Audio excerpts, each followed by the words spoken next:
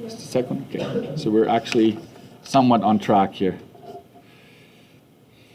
Okay, Ms. Yosik's grade 12 applied math class. The probability of getting 70% or higher on the designer measurement test is 62%. The probability of getting 70% or higher on the probability unit is 46%. The probability of getting 70% or higher on both tests is 28.52%. Kalia says that these are dependent events. Emily says they're independent. Who is correct? Okay. Let's break this down a little bit. I'm going to use colors here. So there's the probability of getting 70 or higher. 70 or higher for the measurement test is 62%. 70% or higher for the probability unit, right? Probability is 46%. The probability of getting 70% or higher, you notice that the pattern is 70% or higher, but the probability of both tests having that is 28.52%. So how would we check this?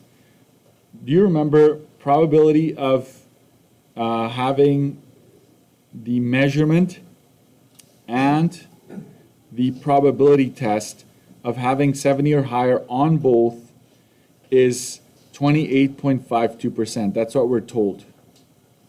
I'm going to give that an orange here. I know this one is complicated. You don't have to worry about this one too much, but it does explain a concept, so I think it is important for that reason. Probability of scoring 70% or higher on the measurement test is 62%. So that one I'm going to keep the same color. I'm going to give that the pink color. Okay, 62%. And probability of 70 or higher on the probability test is 46%.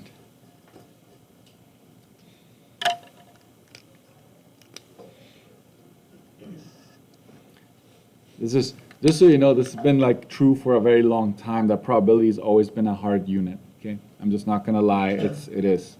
So what we want to check is, remember that you had options. We had probability of A and B happening is probability of A times probability of B. Remember that? We talked about that yesterday. This would be independent events if this is true. So let's check. We know what this is already. It's 0.2852. Probability of A in this case is in the measurement test is 0.62, and getting 70 or higher on the probability test is 0.46. So technically, if we multiply these two, we should get the same as on the left-hand side. So let's see what happens. If I multiply them, if I multiply these two, I get 0.2852. Okay? So therefore, these are independent events.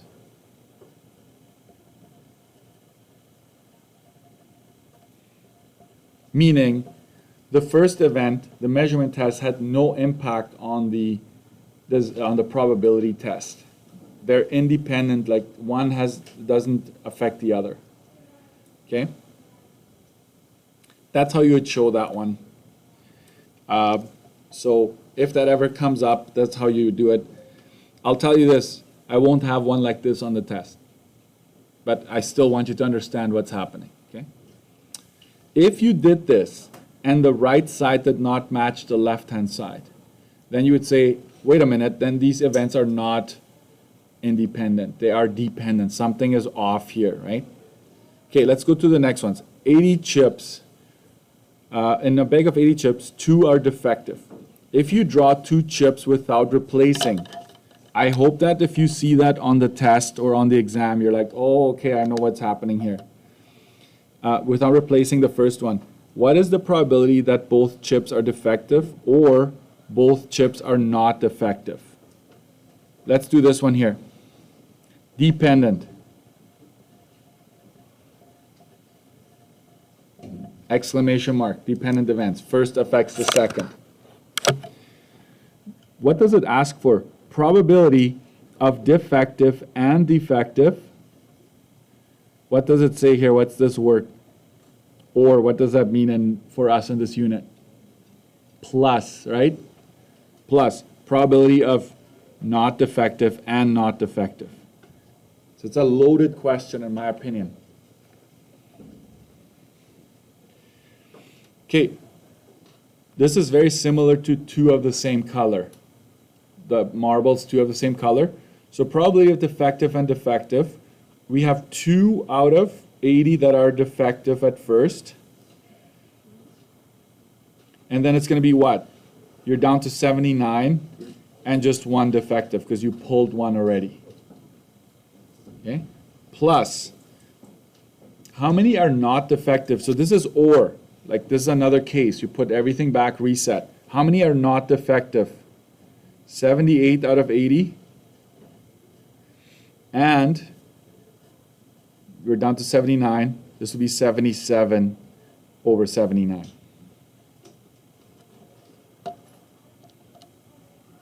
So we go, let's break this down. 2 times 1 is 2. 80 times 79 is 6320. Or 78 times 77 is 6006 over 80 times 79, that's 6320. No surprises there. I don't even know why I used my calculator for that. That is the probability here.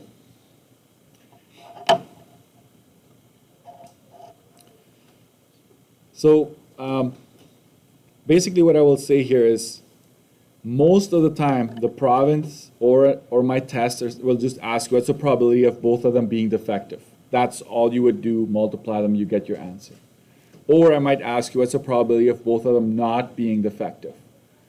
You do it that way. Don't use combinations, don't use permutations on these ones, okay? And then you add them up and you get your answer. Okay, next. Oh, marks. Okay, I'll give you 1 mark for doing the defective, 1 mark for doing not defective, and 1 mark for adding them up. So you get 3 marks out of this one right here. The top one here, I will just make that worth 1 mark. So whether you got it or you got it or you didn't, it's up to you. You don't get a half or anything. I'll just give 0 or 1, whether or not you got it. Just be honest there.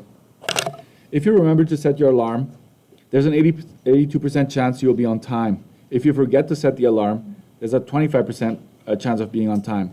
Suppose you remember to set your alarm 75% of the time, draw a tree diagram and show all of the outcomes and their corresponding probabilities.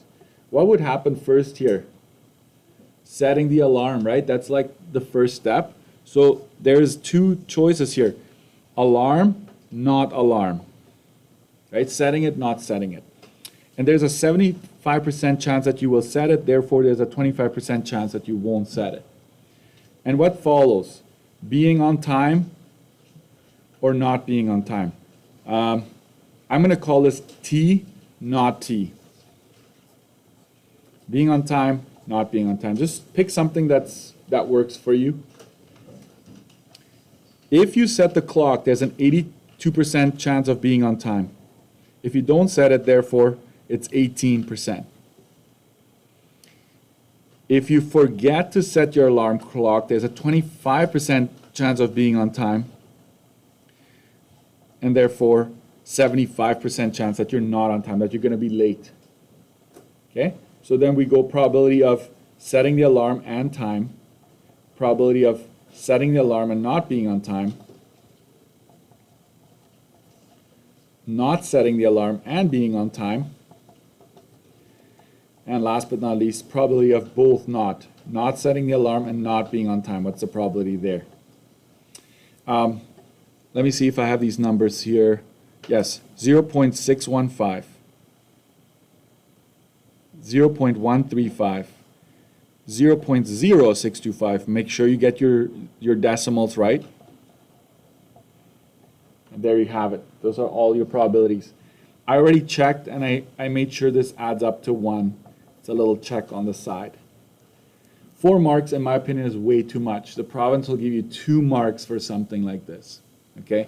So I'm gonna get rid of the 4 and just say this is worth 2 marks if you have all the probabilities at the end. If you make a mistake along the way, you still get 1 out of 2 if you multiply across properly, okay?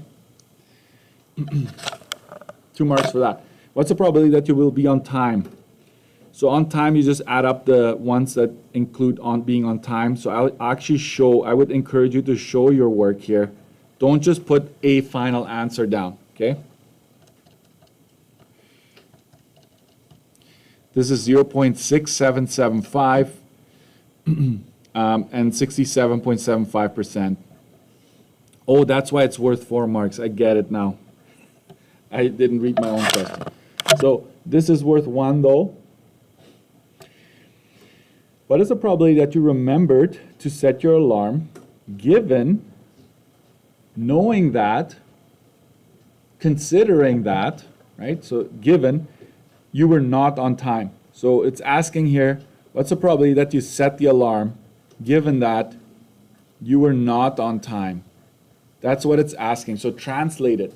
Translate it. This is very important to get. And then you set your formula. How does it go again? A and, no. Mr. Dirksen, you don't know your own formula? It's Friday, okay, give me a break. Am I wearing a hat? So it's restricting my blood flow to my brain. That's right, right? That comes first. And then let's clean this up a bit. This looks like a 3-year-old messy writing there. Okay. Probability of A and not T needs to come up here. It doesn't matter which order you put them in, but and, right? Over probability of what? Not T. Like this second, the second letter or second variable, that's what goes down here. So A and not T, where is that? It's right there. It's 0.135.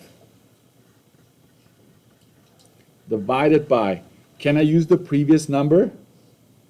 No, I cannot use this one because this one is on time. You want not on time. So you need to add up these two and put them in the denominator. So it's 0.135 plus 0.1875. 0.135 divided by 0.322. That's what it ends up being. So that's 0.4186 or 41.86%. I'm going to give this more than 1 mark. This is worth 2 marks because you had to add up the not being on time. So I actually specifically will give you 1 mark for just having the 0.322. Yeah. Round to nearest percent. Oh yeah. So because you read the question, that'd be 42%. So if you put down 42, you're fine. Yeah. Yeah. For my test, always 2 decimals, okay? I actually won't ever have that on my 42%, we'll write it down because otherwise we're technically going against the instructions, right? There you have it. So that's the first page. Let's add it up before we go to the back side, okay? So 2 and 1, that's 3, and 2, that's 5. I gave you 3 for question 2, so that's 8, and 1 is 9. So this page is worth 9 marks. Over here. Out of 9. Backside. You tossed a coin 3 times. Find the probability of getting at least 2 heads. Can I say something about coins? Coins, or listen carefully to this part. Coins or walking left or right, or coins left or right, boy, girl, anything that's either or, true or false questions. That's this one right here, okay? What I would do is, when you have a coin, I would say, well, you're tossing it 3 times. Make a tree diagram real quick. So watch how I do this. I'll go heads, tails. That's my first coin. Then I do one more. Heads, tails, heads, tails. It doesn't take that long. And each one of them branches off one more time. Heads, tails, heads, tails, heads, tails, heads, tails. So this is not a probability tree diagram. This is like a number of outcomes tree diagram. So what do you have at the very top? All heads, right? Here you have head, head, tails. Here you have heads, tails, heads. And then you have heads, tails, tails. Let's go to this one. Tails, heads, heads. This one is tails, heads, tails. This one is tail, tail, heads. And the last one is all tails. How many outcomes should we have? 2 times 2 times 2, right? 6 outcomes. And it is confirmed. 2, 4, sorry. It's not adding, Mr. Dirksen. It's 2 times 2 times 2. Okay, it's 8. Okay, got it. 2, 4, 6, 8. That's how many outcomes we expected. We want at least 2 heads, so 2 or more. So let's highlight. There's one. There's one. This one doesn't, right? There's one. And that's it. I get, hold on. 2 heads. This, obviously the top one is also 1 because it's all 3 heads. So 4 instances gives you at least 2 heads. Okay, so that'd be 4 over 8, which is 1 over 2. That's a lot of work, Mr. Dirksen, for 1 mark. I agree with you. So I'll make this worth 2 marks. 1 mark for the tree diagram, 1 mark for the actual correct answer. So if you have the correct answer, you didn't do the tree diagram, you get 2 out of 2. Okay? 2 cards are drawn from the top of a well-shuffled deck. What's the probability that they're both black aces? Were you wondering, like, are we putting this back or no? It doesn't say specifically. So we're going to assume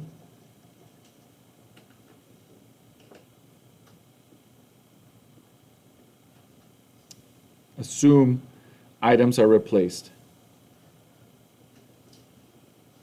Hold on. 2 cards. Okay, I need to help you with this one. Does it say one after the other? It doesn't say one after the other, does it? So when you're selecting a hand of 2, what do we use for this one? Combinations, if it's just selecting. So I'll make a note here. Not saying one after the other. It's a hand of 2. So that's what I want you to think of here. And it says probability. So my NU is what? From the 52, choose any 2. That's my NU. My NA is what? Both black aces. How many black aces are there? There's only 2 black aces, and I want to choose all 2 of them. How many are left? If I consider the 2 black aces, how many cards are left? 50. How many am I choosing from the 50? 0, right? I really just care about the 2. It's okay if you don't have that 50, choose 0. If you just did that, that's fine. That's still going to give you the right answer. But this is 1, and 52, choose 2. You've got 13, 26. And here's where it may have, this is what you get as a decimal. This is 0.00074. 5, like it's a lot, right? If you multiply that by 100, you get 0.075% or 0.08%. If you, whatever answer you got, if you divide it and you get this as a decimal, you're still fine. Or you simplify the fraction you have. If your fraction simplifies to this, you're still fine. Okay? Why did we do this? Because it didn't say one after the other. And it also didn't mention like putting it back, not putting it back. Then we don't do each case individually. We actually use combinations. You want to go back to hands of cards. Okay? A die is thrown twice. What's the probability that the numbers are prime? What are my prime numbers? 2, 3, 5, right? There's only, it goes back 7, 11, and it keeps going. But these are the only prime numbers that we are interested in. What's the first throw? 3 out of 6 chances of it landing on a prime, correct? Is my second outcome going to be affected at all by the first one? It is not. So this is 9 over 36. Okay? It doesn't say a sum. It just says the numbers that it lands on is prime. So it's 3 out of 6 chances, 3 out of 6. So that's 1 over, that's 1 over 4. 9 goes in there once. So 0.25. A bag of, so you get a 1 mark for that one. What about the previous one, Mr. Dirksen? You never told us what's going on with that. I'll say 1 mark, and 1 mark. So it's worth 3 marks, not just 1. 3 marks.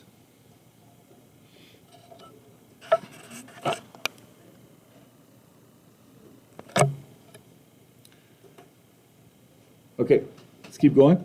A bag contains 5 red marbles, 4 green, that's 9 already, and 1 blue, so that's 10 total. A marble is chosen at random from the bag, not replaced. Hint, hint, right? Second marble is then chosen. What's the probability that neither marble is blue? You've got 10 total. The very first time, 9 out of 10 are not blue. And how many are left? We're down to 9. And we're interested again in seeing how many are not blue. Okay, 8 out of the 9 are not blue. Does that make sense? If it says blue, which one? What's the probability of both of them being blue? It would be 1 over 10, but then you're in trouble, right? Because, let me see here. No, you're good. Getting both blue is not possible because you only have 1 blue marble. So that's another side point there. 72 over 90. That reduces to 4 over 5, which is 80%. If you don't have to, any of those are fine. A code consists of 2-digit numbers chosen from 0 to 99, followed by 2 different letters. What's the probability that the code will be this? Probability. This is password. So NU you would have 10 times 10 times 26 times 26. So that would be 67,600.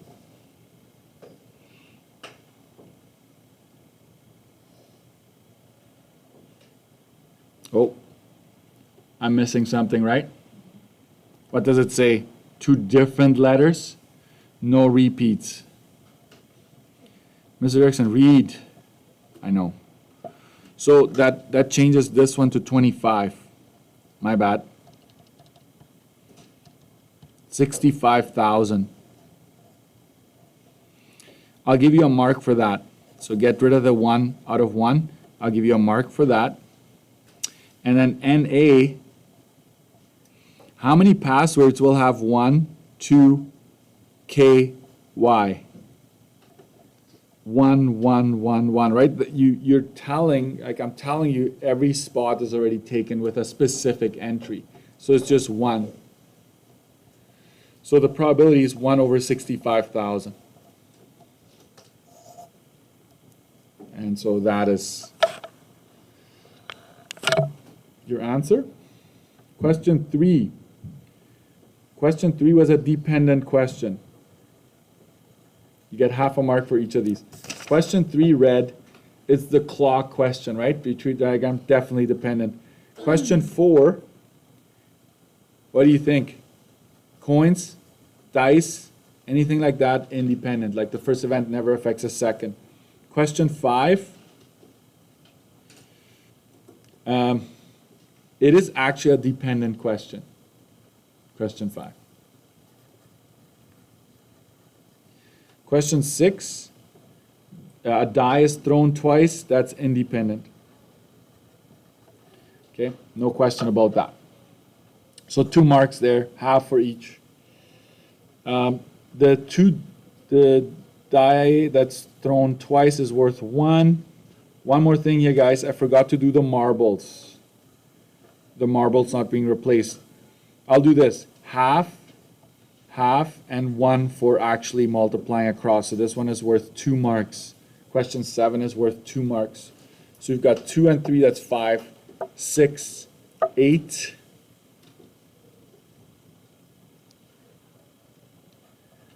Question 8 is 3 as well, so that's 11. And 2, that's 13. 13 for the back side. What was the front out of? 9. So this is a total of 22.